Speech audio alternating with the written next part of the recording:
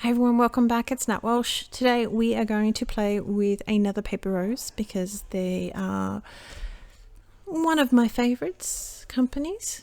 Especially they're nice and easy to get here in Australia. It doesn't take forever to arrive, generally speaking, and like everyone else, they like to support their homegrown companies.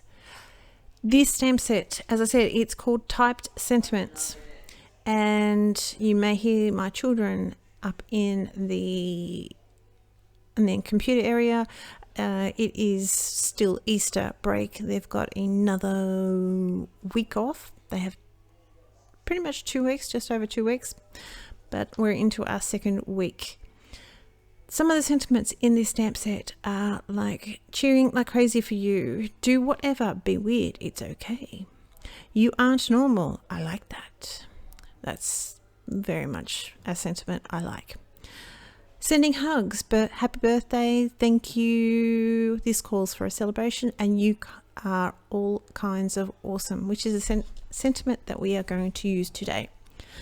So what I'm doing is I've already put my anti-static powder down in my little baggy thing, and we're going to use some clear embossing powder, and I've stamped that with a Versamark, and this is going to be a relatively straightforward little card. I'm into that at the moment, so and I'm going to heat emboss that, and then what I'm going to do is then put the sentiment in. It doesn't sort of allow for you to stamp the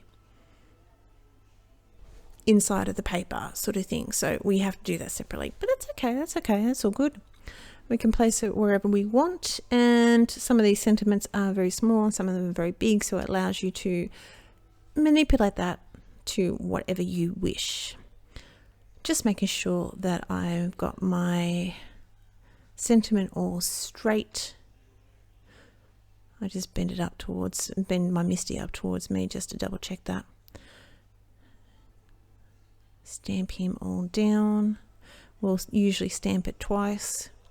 I use my sleeve. I either use my sleeve or a clean tissue to help my hand sort of glide over the lid of the MISTI. You can sort of see my image there a little bit. Now I've heated that. We've got this is just a clipboard. I don't even know where I found it. I think it was at a $2 cheap shop or something like that, or it could be Daiso.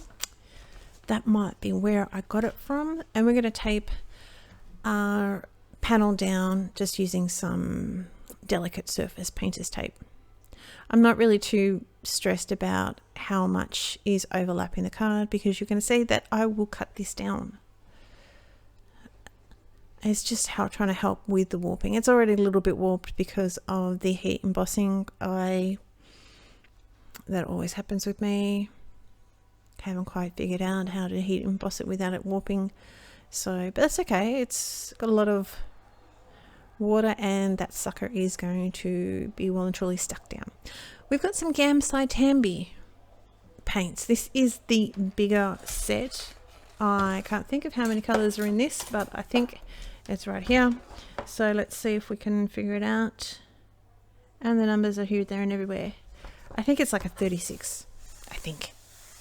But you can see it's pretty big. There is also another smaller range that I've got that have sort of like the grey, some of the browns. They're quite little, honestly, they're quite sort of bright little colours. Cherry Blossom Pink, Horizon Blue. So there's a few in there. Anywho, this is what we're going to use. So we are going to use, the colours that we're going to use are, for our purple, we have Imperial Violet. And then we've got, I don't know if I'm going to probably kill these names, so forgive me.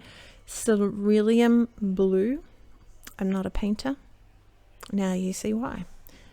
Viridian Yellow, Lemon Yellow, Cadmium Orange, and Cadmium Red. As I said, I could be totally killing those names, so please forgive me. We're just going to do a rainbow thing, and what I've done with, especially you can see with the purple, is with my brush, I very lightly made it very messy, shall we say. So these colors are quite vibrant. They're very, very pretty. They're not soft or at all.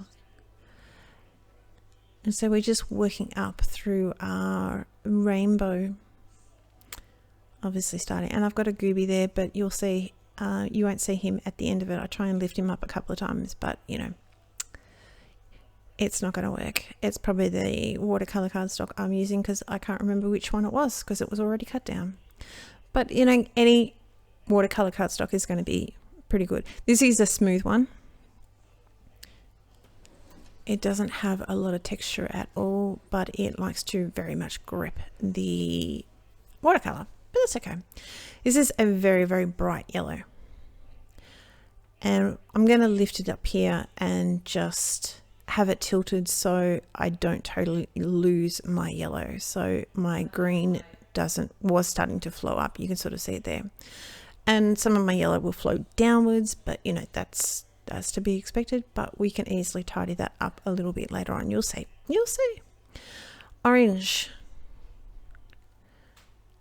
At this point, it wasn't really moving too much, so we're just going to blend that through a little bit and just do our rough little edges.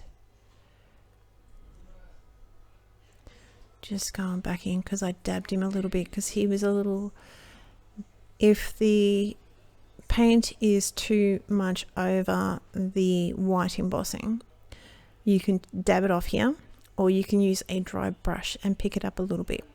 What I actually do later on, I think, is with once it's all dry, with a wet brush, I re-wet it over the embossing and then pick it up with a dry paper towel. Working through our red now, and it's going to be our final color. So I'm just going to make the edges messy and splotchy, and it's a very simple, very quick little card. But you could do this with any sort of image. Especially, I mean, maybe not quite so a girl or a little person sort of thing, but really it's your card. You can do whatever you want. I'm just hoping I inspire someone, so you know, who knows.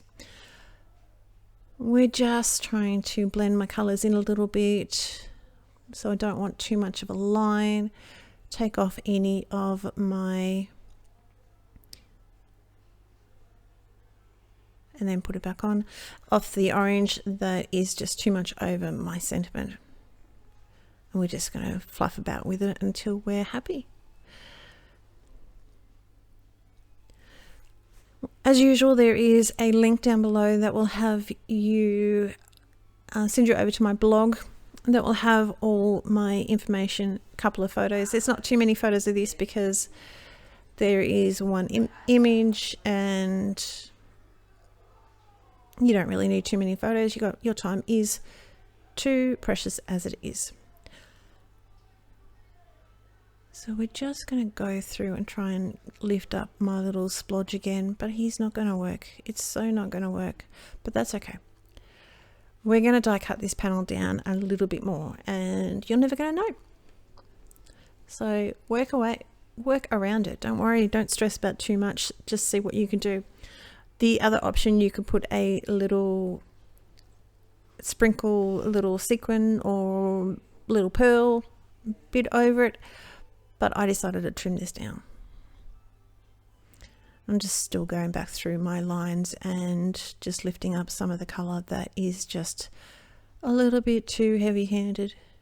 See what I mean? Like it's a quick and simple card.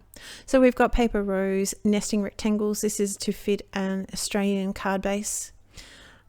I was a bit umming and ahhing about this one, but we're going to go for the next rectangle up, which is the second largest.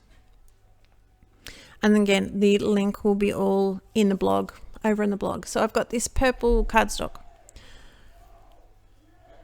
And this is me.